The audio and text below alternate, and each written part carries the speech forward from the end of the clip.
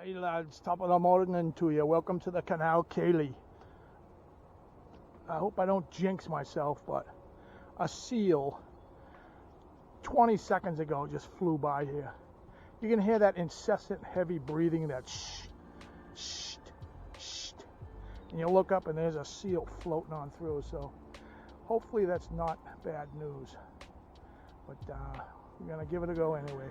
Hang on, let me get set up. I'll give you the report. Fish on.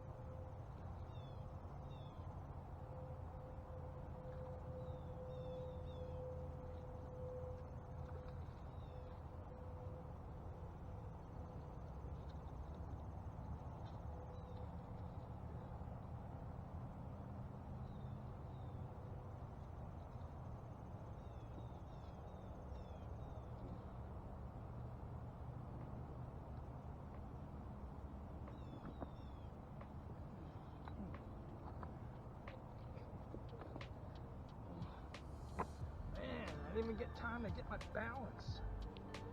Yeesh. All right now. Super quick, man. I ain't even set up yet. Let me get them measured back in. All right, ain't nothing big, but it's a striperizer. All right, let's get it back in.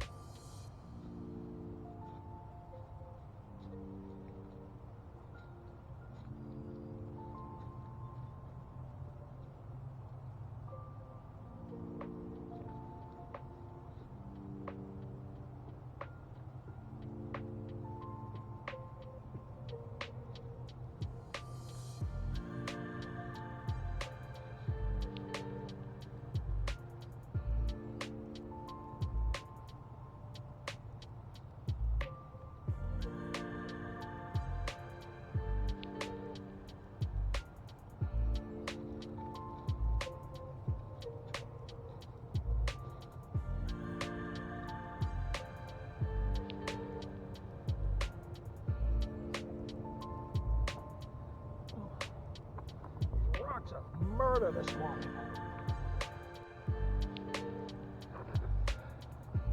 And another one.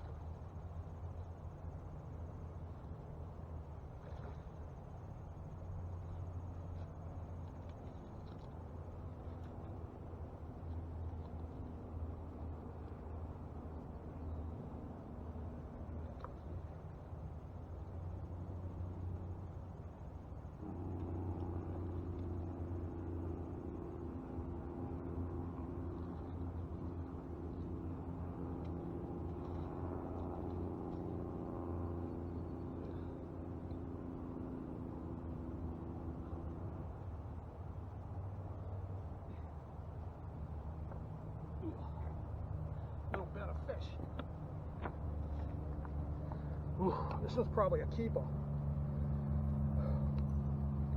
Look at it. Beautiful. Nice. Whew.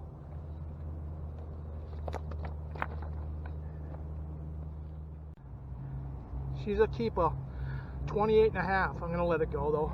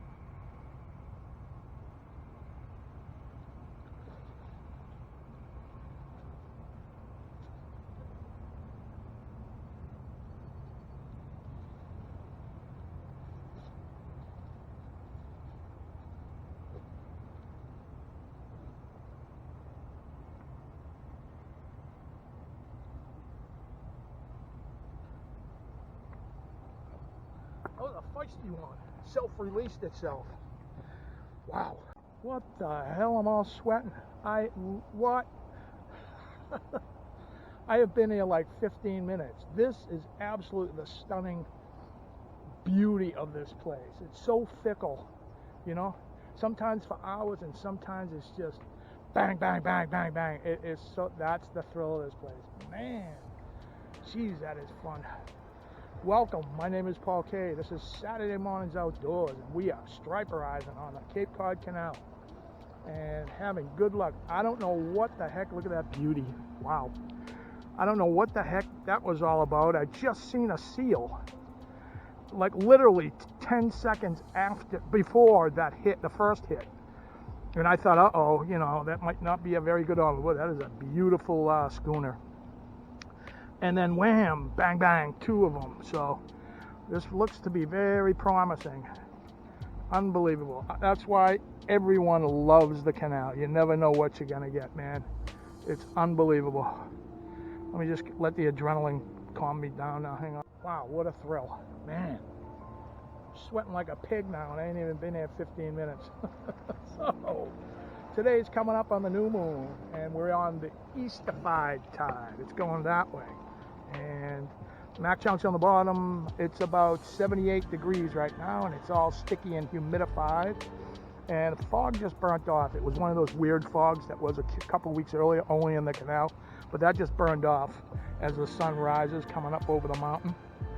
And barometric pressure is 30.03 and steady. And we're going to get some nice midsummer weather, August today. And the next couple of days, no rain, so that's a good thing. Unfortunately, that means I got to mow my lawn in 80 degrees. I'm just going to wait till dark, that's all. No way I'm going to do that now. So winds are southwest at 7 miles an hour, and it's a good cranking east right now.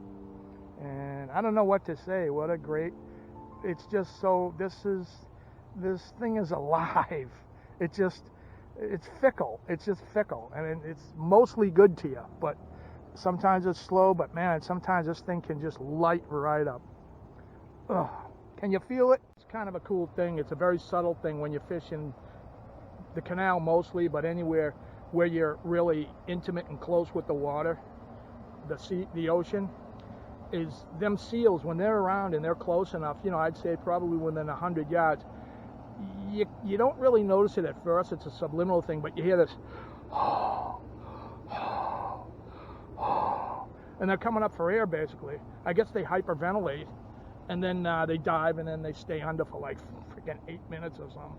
But that's what clued me in on that seal this morning. I heard that sound while my back was to the canal, and then it dawned on me what that sound was. I turned around, and there he was, like literally 25 feet away. And then all heck broke loose with the stripers. So I'll take it. These rocks are treacherous this week. I don't know what it is. Some weeks they're manageable, and not that slippery. But I don't know, last week and this week, really murderously slippery. And what I wanted to say was, every time or two, beginners, always check and feeling with your fingers, your leaders, and the front of your lines there, because that's the one that's the most contact with all the rocks in here, and that's what this is, rock world and boulder world. And you know, so every cast or two, almost every cast, check, just run your fingers down between the leader, down along the leader, and you can easily feel any kind of nicks. Any nicks there, you can press your luck and keep running with it if they're not major. But the potential here to hook a 50 or 60 pounder, that's when it's going to happen, and that's why you can't compromise your lines. So check at least the length of your leader and probably 6 feet up on your regular running line, and just to be sure every time, and get in the habit of it. It's easy to get in the habit of it, and that way you'll be sure. You can't blame the failure on your equipment if you lose the fish, basically. So baiting, when you're baiting, you know, you've all seen this, but that gap is everything. That's all that's going to hook the fish. So not only when you hook this, the top of the bait should be below the gap, as low as you can get it while taking a good purchase on the bait. You don't want to just nick the bait with it, because your bait will break off on the cast or whatever. You know, it won't stay on the hook well, but get it half enough that it's on the hook good, but leave that gap open. That gap is everything. That's what's going to hook your fish. Remember, you're not setting the hook. The hook's setting itself. Another extremely valuable tip, and these will really help you. They may seem simple, but in saltwater fishing, these really, really help. And you'll learn them over the years, and I'm trying to pass them on to you so it'll keep you from frustration. So I'm using the Penn Squall on a conventional reel. When you buy a conventional reel, you never want to buy one with a level line device that goes back and forth. It cuts down at least a third to a half of your distance.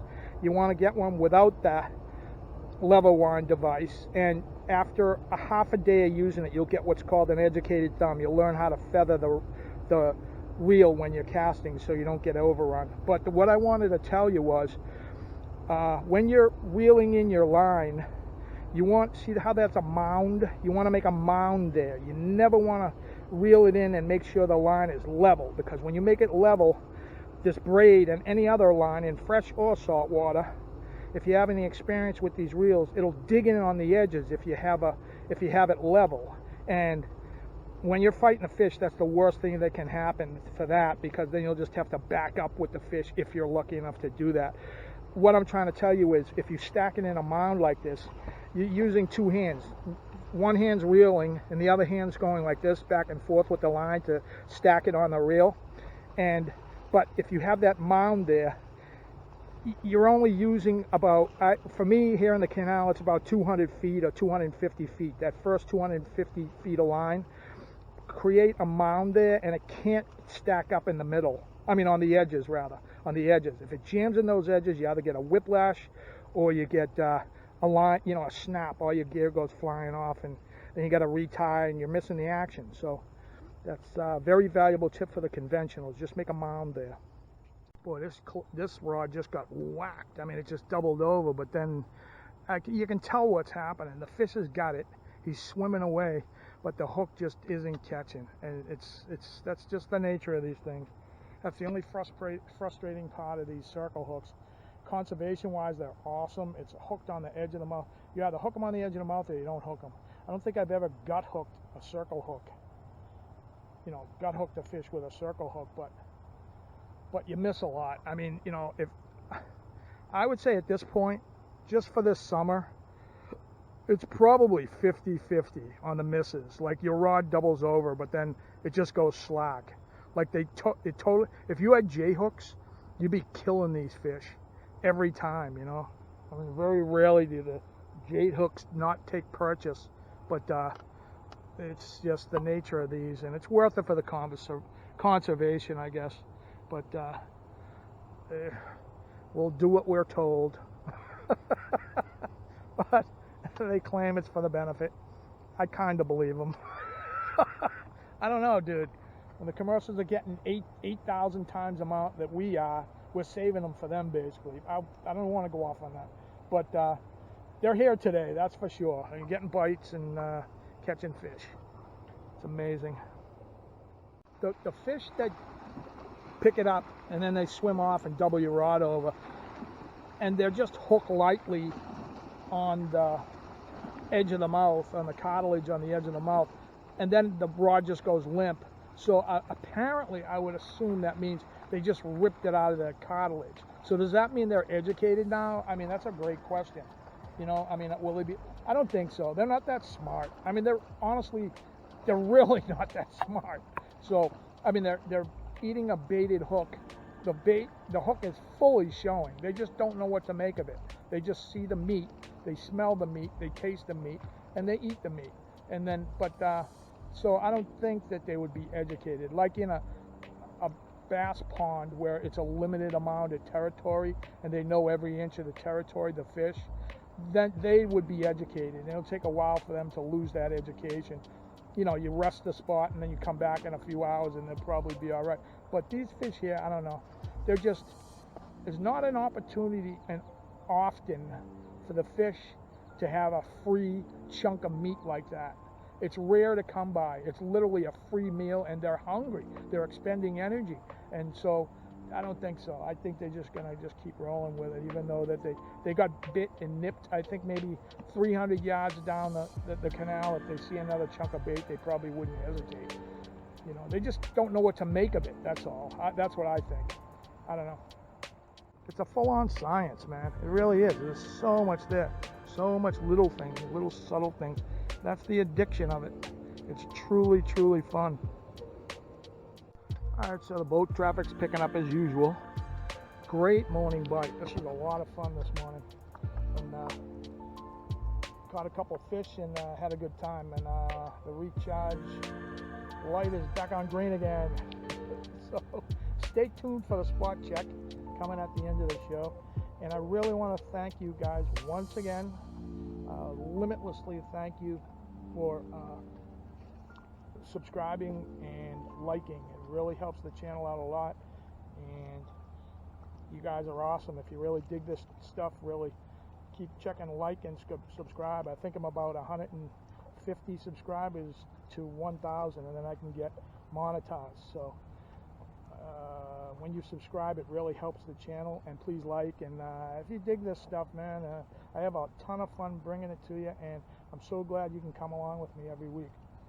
And if you can't get down here, just keep tuning in here. I'll take you down here every single week, and somewhere in the outdoors within the season. In the fall time, we're out hunting. In the winter, we're ice fishing, and the whole 9 yards, and a little eclectic stuff along the way. So I really appreciate all you subscribers, and thank you so much for showing up. We'll see you, unless something significant happens here before I start cleaning up, we'll see you at the spot check. Thanks, see ya. Ain't nothing to do but go sailing. What a wonderful life. I think I'll take the yacht today. Alright, this is this week's spot check. I'd like you to meet Miss Denise's sister. Just happens to be a lawn ornament. Arg matey, a pirate wench. But we are at pretty much the end of the line on the Cape Cod side.